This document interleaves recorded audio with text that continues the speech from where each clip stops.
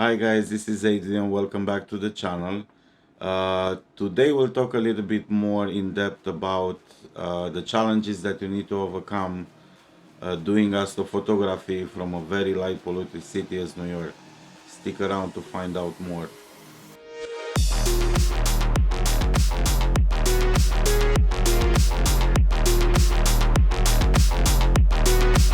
So challenge number one that you have to keep in mind is don't point your telescope towards Manhattan. The obvious reason is because the light is very strong and it does affect your astrophotography. And I did try it, believe it or not, and it didn't really work out very well. So what I learned to do now is try to go point my telescope on the east and try to pick the target, and then when it goes to the meridian, usually I don't do a meridian flip, but I go after a different target. Now, it doesn't always work because, right now it works with the Orion, it works with the Pac-Man Nebula, with the Cone Nebula, Flaming Star Nebula, but doesn't mean that you always gonna have a target available as a secondary target, let's say. So you can do just one, then you do the meridian flip, and you try to deal with the gradients later. But I saw that working like this has been improving my astrophotography, and I've been actually doing like 3 targets lately. I've been doing the Pac-Man Nebula, followed by Orion Nebula, and followed by Cone Nebula. And actually, I will have the images for you available to see. Challenge number 2 would be the weather. And when I mean the weather, I'm not talking about cloudiness or rain. That's very obvious. I'm talking about when you do have clear skies or mostly clear, and then you have wind, which is very prevalent in New York City area, and it does affect your astrophotography a lot, especially if you do have a very heavy setup. And I do have a very heavy setup that is affected by wind. And that takes us to the challenge number 3. Third challenge would be the guiding, and that it's connected directly with the second challenge, the weather, the wind that can affect your guiding. And I did observe in my sessions that usually in New York area where I live, the northwest wind kind of blows more prevalent, so it's more often than the winds blows from the north, and that's why my telescope pointed towards east, it has easier time guiding. The mount, actually, not the telescope, the mount has easier time guiding than if I would do it towards, let's say, west or south or north. And that's another reason why I've been using the telescope to point towards east, where I can gather data from that area. Okay, so let's have a look at the data that we got. The first target, it's Pac-Man Nebula, and I have here the HA, the S2, and the O3. And I will stretch this a little bit. This is a very easy, it's nothing processing in depth or anything like that, but just I want to showcase what we got in terms of data. We will go ahead and do a little bit of star alignment, and this is a very useful tool in PixInsight. You get the reference image as Pac-Man HA, then you add views, the O3 S2, you hit OK, and then you apply globally. And now you should have all the stars on all the channels nicely aligned. So when you're gonna combine the LRGB, you will actually get an image that all the stars are aligned. And what we can do here, because it's getting a little bit busy, we're gonna close this down and we just leave the register S2, register O3, and the main channel, the HA. The next thing I will do, go to LRGB combination, Pacman HA on the luminance, we'll do the solve on the red channel, we'll do the HA on the green, and we will do the oxygen on the blue. We're going for the Hubble palette, SHO, we apply globally. Let's see what we got. Alright, so as usually we do get this greenish image because the HA channel is overpowering. What I will do, I will close everything. I like to have everything organized in here, and we'll just keep this image. We do need to crop this a little bit. We go to geometry, dynamic crop, and we grab this right here. Nice and easy. Oh, still need to do a little bit in the bottom.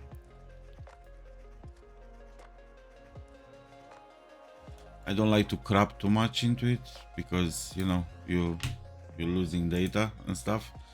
And on this specific image though, what I like to do as well is rotate it upside down.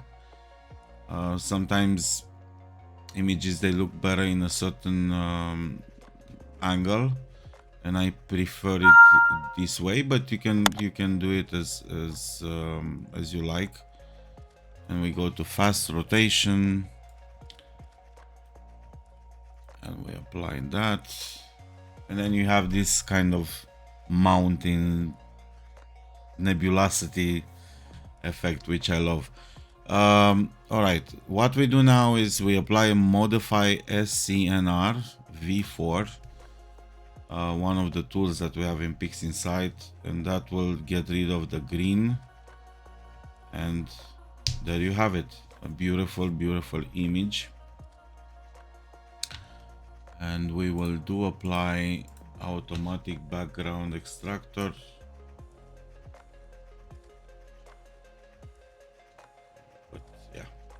Need to do it again because I need to do subtraction.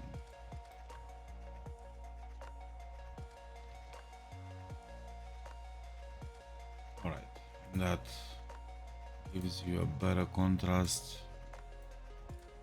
And we'll try to do dynamic background extraction as well.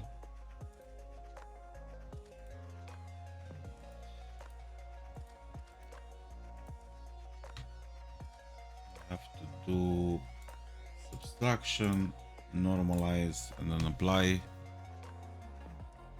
Right, don't see much of a difference here right now. Okay, so now that we have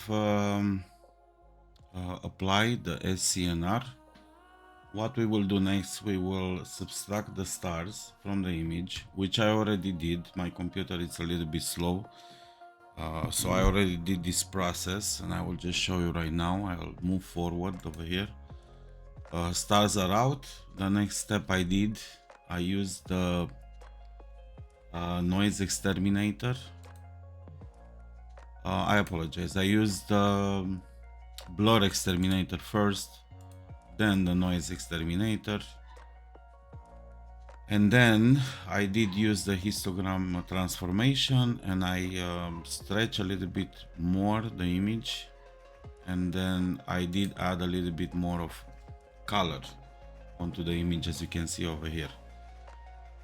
Basically right now we are done in PixInsight, and we will move into Photoshop with this image. As you can see now, this is the starless image, this is the image with the stars. We'll move to Photoshop while I'll combine both. and I will do a little bit more of work on the image, and we'll see you there. Okay, now we are in Photoshop and we have the starless image, and we have the stars over here on the side. We will start with I need to fix this one. It's a little bit too stretched over here in Photoshop compared to the pics inside. For some reason it's always like that, but we'll lower a little bit the stretch over there. Okay. Good. As I was mentioning before, I still see these kind of smudges. Not sure where this comes from. Overall the image looks very good otherwise. So what we can do over here to enhance a little bit this image, we go to camera raw filter and we'll play a little bit with the exposure. Want to find the right spot where you can see these beautiful columns over here. See a little bit on the contrast, shadows. This is by taste, so you just want to play a little bit around and see exactly what you like. You don't want to go too dark like this, because then you cut into the nebulosity, as you can see over here. We might not even touch the blacks at all. We add a little bit of saturation. I usually play a little bit with the colors as well on the color grading, but this image looks too good by the way it came out. You don't really need to enhance a lot, because as you can see the colors are going out of hand quite fast.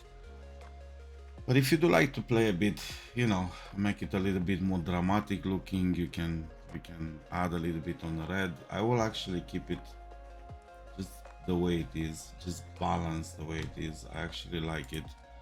I'm gonna add a little bit of color, but before we do that, I will actually go ahead and use Pro Digital software plug, Astrophotography Pro. I am trying to get rid of these smudges around. As I said, I'm not really sure why I do have that, and you can see over here this is doing an amazing job with that. Basically, you get rid of all of that and you just left with the beautiful nebulosity. After that, what I will do, stretch it a little bit. Now you can afford to stretch it a little bit more, and I think that looks pretty good. And then I will use the Topaz Lab Denoise AI, which is a fantastic tool. I've been using it a lot. The best combination for me seems to be the low light. You can see over here you have different options: standard, clear, low light, severe noise, raw. And I did see that the low light for me has been working perfectly, that you can see all these beautiful details over here. And we're going to apply that. And the next thing we do, I do have some action tools over here, Photochemistat Tools V3, which I highly recommend it. And I will apply a level stretch luminosity. We want to have this little bit of light popping out, a little bit of brightness. Next thing, what we will do, we will use color boost low. We don't want to go crazy on the colors. As I said, we want to keep it natural, and this will give you just a little bit more of a pop. You have all these beautiful orange areas coming out, you have the blue inside, and I think that's about it. Now we will take the layers for the stars, just take it and drag it here.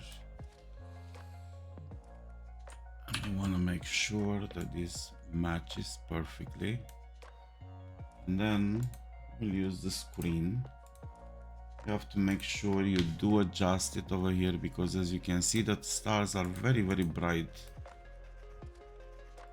What we can do, we can lower the brightness. We want to make it look nice and beautiful. I think that looks very good. We merge these two layers. And now that we have that, we can use another of the Photoshop tools, which is very, very good. It sharpens stars. So you get those nice pinpoint stars and that they come out. Take this out, put it back in, you see exactly what I'm saying. And the next one, I like to use the star reduction special. This is also very good because it brings out the nebulosity more, less of the stars. So you have a beautiful clear picture of the nebulosity over here. And this looks very, very good. And I think I'll stop here with this one. As I was saying, I did work for the last 3 weeks probably on 3 targets. This is the first one, and I used to capture this one from about 8 p.m. to almost 12 p.m. 12 a.m. I'm sorry, 8 to 12 a.m. And then I would switch on the Orion. And this is actually the picture of Orion that I was processing from the data that I gathered. I'm not very happy with the center, obviously. This is completely blown out. I'm trying to work on it to process it. And compared to the Pac-Man Nebula, these are the stars. Let me just get rid of this. So compared to the Pac-Man Nebula, as you can see, the brightness is just crazy, right? So the target is shot on the same night, everything, the same equipment, telescope, camera, filters, etc. But this is a totally different way of processing. I will have a special video for this one when I'll go around to it and try to get the core to see the trapezium. I did it before. I never shot it with a monochrome camera. I am really crazy about these beautiful colors in the SHO palette, the Hubble palette, but I'm not happy with the core. So I'll get back to this one. And then the third target that I was shooting and that I was saying was the Cone Nebula. And as you can see, this is completely different from both the other targets. It's not too bright. I mean, it is bright over here in the top area and over here by the cone. And this one is way more, probably I would say the most difficult out of all of them to process, because it's a it is a small object. I was trying to get the cone. I need a bigger aperture for this one, obviously. As you can see, you can see it, but it's still not very, very clear. And I did capture a bigger piece of this, but I had to crop out because the flats didn't work very well for this image for some reason, so I need to work on this. But the conclusion is that even though in 3 weeks I've been working on 3 different images, this one came out beautiful. I'm very happy with it for the amount of data that I have on this one. It's about 8 hours. I have a beautiful, perfect image. I have the Orion Nebula, which can be worked on and definitely can be better than this. So you do have like a second image, and then you have the Cone Nebula, which, to give you an example on this one, and I think this is the best example, even if I would have probably, let's say, 30 hours of data, I think this target would still be very, very difficult to process. So in other words, I think it's good not to commit necessarily to one target. If you can do it, if you can switch in between 2 targets and get enough data, especially that you have limited time when it comes to the weather. I mean, at least in New York, I'm not really sure if I do have 2 nights a week at best. Sometimes I do have, like a week of clear skies, but generally speaking, you have like 2 nights a week.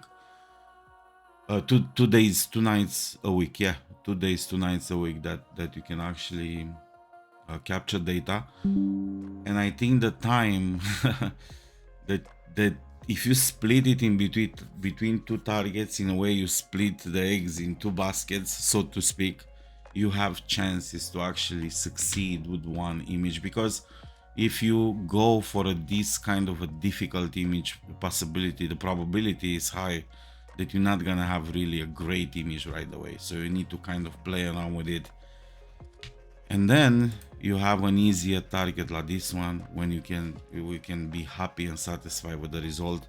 I will keep adding on this target. I will keep adding data. I'm thinking somewhere around 40 hours if possible. So that means like roughly 4.5 times what I have now, and see what I come up with. But out of the 3 projects, this is the number one that I'm very happy with, and the rest are not bad, but they need both. They need a little bit more work. So that's the philosophy. The whole idea is that initially I got forced a little bit into using the telescope in such a manner that I had to, point it towards east, and somehow I kind of got forced into choosing different targets, 1, 2, 3, because I didn't want to, as I said, I didn't want to use the meridian flip. I didn't want to switch because of the guiding, because the telescope is very heavy. So the way it's set up right now is perfect for the east side, and I think it's a good trick. I think it's a good thing. I think people should use it. If you have any kind of questions or comments, please leave them below. I'll be more than happy to answer. Also, please subscribe to the channel for more videos like this. If you like this one, please give it a thumbs up. And until the next time, clear skies. I will leave you now with the high definition images to enjoy. Thank you.